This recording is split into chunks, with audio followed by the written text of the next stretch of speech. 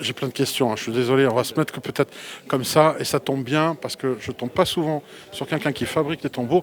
J'ai dit tout à l'heure, hors caméra, j'ai demandé, parce que oui, oui, il est beaucoup plus grand que moi, c'est normal, hein. Au niveau de cadrage, ça pose problème, mais Maëlle, elle gère. Alors, on voit là un arrière assez, tel une toile, hein, un peu comme un captcha, on va dire.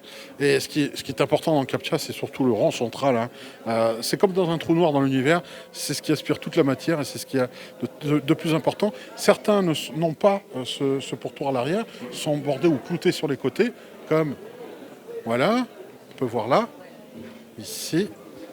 Voilà, c'est encore différent, en étoile. Ici, est-ce que là aussi, il y a une incidence sur la sonorité ou sur la symbolique? Alors il y a une incidence sur la sonorité, je me permets. Voilà. Donc en fait, l'incidence sur la sonorité, c'est que c'est des matériaux différents au départ. C'est pas spécialement la forme qui modifie le son, c'est plutôt le matériau utilisé. Étant donné que là on est sur un lien de peau, en fait l'avantage c'est qu'il n'y a pas de discontinuité entre la peau du tambour et le lien. Et en fait ça fait que la vibration elle est homogène. Donc en termes de son, c'est quelque chose qui est, on va dire, plus harmonieux. Le désavantage du lien de peau, c'est que comme la peau, il absorbe l'humidité ambiante, donc ça fait que ça se détend plus vite si jamais l'atmosphère est humide. Tandis que là, avec un cordage synthétique, non seulement le cordage en lui-même est stable, mais en plus de ça, ça permet de retendre la peau si jamais elle-même se détend. Donc on n'est pas tout à fait sur le même principe. Il y a des personnes qui ont des préférences pour ce genre de tambour. Celui-ci est quand même beaucoup plus pratique, mais voilà, l'avantage c'est que ça permet de retendre la peau. Même pour la prise en main, j'ai l'impression que c'est plus pratique pour ceux qui ont envie de le prendre. Alors, autre chose aussi, on va parler peut-être, parce que ce n'est pas une évidence pour tout le monde, mais sachez que la taille a une incidence sur le son. Ça paraît, je sais, il y a des gens, on le sait, mais non. En fait, il y a des gens qui ne... Alors, plus grand, plus grave, plus petit, plus aigu. Exactement, c'est ça. Après, il y a énormément de variables. Il y a aussi l'épaisseur de la peau qui joue énormément. C'est-à-dire qu'une peau épaisse sur un tambour de taille moyenne, en général, donne un son plus grave. Mais c'est lié aussi à la tension de la peau. Tout simplement, une peau qui est relativement détendue va sonner plus grave que quand elle est bien tendue. Mais par contre, oui, le facteur le plus important, c'est la dimension du tambour. Donc là, on a des petits tambours qui se portent comme celui-ci. Ceux-là sont plus gros et ils sonnent d'autant plus grave. Et après, on peut passer sur des modèles beaucoup plus gros comme celui-ci, voilà, qui sont là sur les basses, quoi.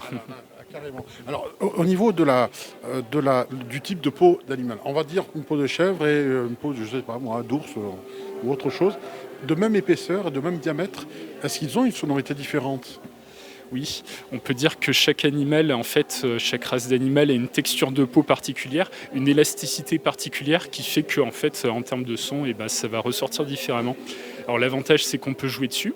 Il y a des animaux qui ont des peaux qui sont, on va dire, plus mélodiques, qui sont plus musicales, et il y en a d'autres qui sont plus sur la vibration, où c'est vraiment l'impact qui génère une vibration. En termes de sonorité, c'est peut-être moins musical, mais voilà. Mais par contre, suivant les personnes, il y a des affinités là-dessus. Il y a des personnes pour qui c'est bien d'avoir des tambours qui sont musicaux, et des personnes pour qui c'est plus le côté vibratoire de l'objet qui vibre dans leurs mains qui est influent. Donc, alors, le pourtour, le cercle en tout cas, le choix du bois, ça peut être quoi? Ça peut être du buis, du noyer, n'importe quel bois, ou certaines essences sont privilégiées pour leur solidité, leur stabilité aussi? Alors le bois, là pareil, au départ moi je pars de contraintes mécaniques, de contraintes purement matérielles. Et en fait, moi je travaille que 2 essences de bois, à savoir que ici on est à Bourg-de-Péage, moi je suis de l'autre côté à Romans-sur-Isère, et je travaille exclusivement en fait des essences de bois qui sont endémiques de la vallée de l'Isère, qui sont sciées localement. Et en fait, les bois que je choisis, c'est avant tout pour leur qualité matérielle. Et en fait, pour moi, l'important, c'est que je puisse, donc, dans le cadre du frêne, c'est de pouvoir le cintrer. Parce qu'en fait, là, c'est un seul bout de bois qui est replié sur lui-même. Et j'ai pas d'exemple ici, mais je me sers aussi de noyer. Et en fait, l'idée, c'est d'avoir un tambour qui soit à la fois intéressant en termes de son, donc ça c'est plutôt lié à la densité du bois, mais aussi qui soit pas trop lourd en fait. Et ça c'est une composante qui est très importante parce qu'en fait, quand on joue du tambour 5 minutes, ça va. Quand on joue 10 minutes, 20 minutes, là le poids c'est très important. Voilà. Et donc en fait, mes tambours font aux alentours entre 800 grammes pour ceux-ci et 1 kg, 1,5 kg pour les. C'est quand même optimisé. Bon, il y a aussi alors là, c'est le percussionniste qui parle, mais voilà, l'angle du chanfrein qui va plus ou moins faire, voilà, qui est l'assise, etc., etc. On voit au niveau j'ai encore deux questions très importantes pour moi. Alors, le symbolisme aussi, alors ça, c'est toi qui va, on va dire, comment on appelle ça, de la calligraphie On appelle ça, moi j'appelle ça une personnalisation graphique, parce que l'idée c'est justement de ne pas faire un motif générique, c'est vraiment que ce soit fait pour la personne. Et en gros, l'idée c'est, voilà, on parle de motifs. Bon, c'est vrai que je parle beaucoup de motifs animaliers parce que c'est ce qui me plaît au départ, et puis ça colle assez bien avec la thématique. C'est comme un tatouage avec le même système? Alors, non, moi je travaille du coup au pinceau, ça c'est du pinceau, c'est l'encre de Chine.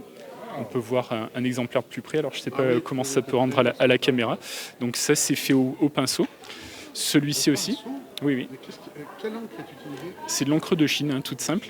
Voilà, c'est imprégné dans la peau. L'avantage, c'est que ça modifie pas le son du tambour, parce que là, en l'occurrence, par exemple, c'est une peinture.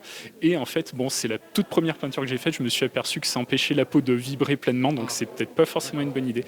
Par contre, tu parlais de tatouage juste avant. Et il se trouve que je fais aussi du tatouage sur les peaux de tambour. Donc ça, c'est quelque chose que je peux faire avant de la fabrication, quand la peau est encore mouillée. Et ça, c'est tout à fait possible. Et après, avec un panel de... Une fourchette de temps de fabrication, grosso modo, pour un... Alors pour un tambour, il faut compter à peu près 15 heures, plus ou moins, pour un tambour de cette taille-là. Pour un gros tambour comme ceci, c'est plus. C'est pareil, c'est des pièces uniques, donc c'est jamais pareil, mais il faut compter entre 20 et 30 heures. Donc, voilà. D'accord. En tout cas, merci beaucoup. Alors, il y a un site internet pour te retrouver Oui, bien sûr. Donc, vous voyez ici, le nom de mon entreprise, c'est Peau et Compagnie, Poésie. Et donc, le site internet, c'est poésie.com. Voilà. Voilà, tout simplement. En tout cas, merci d'avoir joué le jeu de l'interview et d'avoir répondu aux questions que j'avais en tête. Et merci, parce que ça m'a appris beaucoup de choses. Merci à vous. Avec plaisir.